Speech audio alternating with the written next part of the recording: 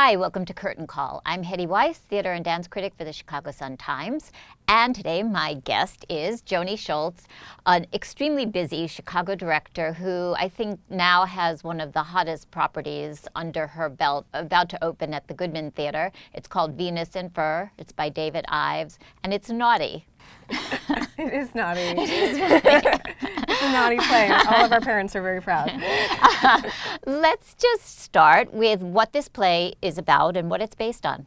Sure. The play is based on a novella from 1870 called Venus in Furs, written by Leopold von Sacher-Masoch. Of masochism Of fame. masochism fame. And so the book is about a man who asks a woman to enslave him and to have that sort of relationship where the woman is he's completely in her power. And he ends up getting some unexpected things from that. Annihilate me. I think, it's a very, very sexy, provocative book, clearly. And the play is about a man who has adapted the book into a play. He's having auditions for the woman to play the role in the play, Vonda.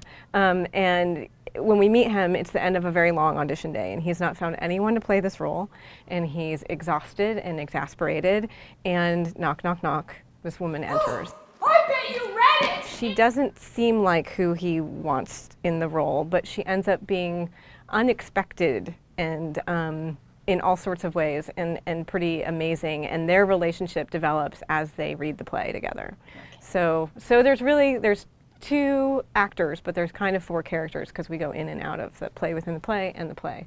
The thing I should say about the play too is that I think sometimes I talk about it and people are like, oh, it sounds really, really risque. I don't know if I want to see that sort of play. Right. But it's not pornography. Mm-hmm. There's actually, they never even kiss. Like it's, and the thing I learned about masochism is that it's about a delay of pleasure.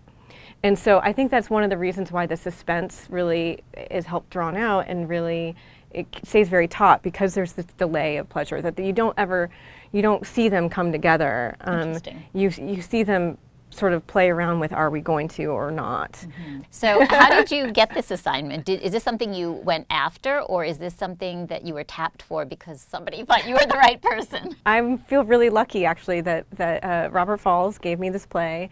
He handed it to me over lunch one day, and he said, we're thinking about doing this play, and I sort of think that you should maybe be the one to direct it, because I think it might be really important that a woman directs this play. And mostly it's been men. Mostly it has been men that have directed the play. I sat down with it shortly after I saw him that day. I was like, oh, I gotta read this play.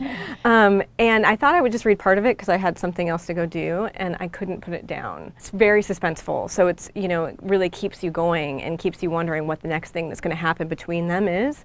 And when I was done with it, I was like, I really enjoyed the play, but in the same way I also felt like, there are two characters in this play, and one is a very underestimated young woman, and one is a very frustrated director. And I thought, I know who both these people are because I am both of these people on and off on given days. There's nothing not fun about this play. Mm-hmm. It is thrilling and sexy and funny and thought-provoking, really, at the end of it. I think that people will leave it and have a lot of discussion about all sorts of things from, what really happened in that room, what's going to happen next, and whether how the play represents gender and power and relationships. And I think that actually will be a really interesting after-show conversation for a lot of people. Well, thank you, Joanie Schultz, and thank you for watching Curtain Call.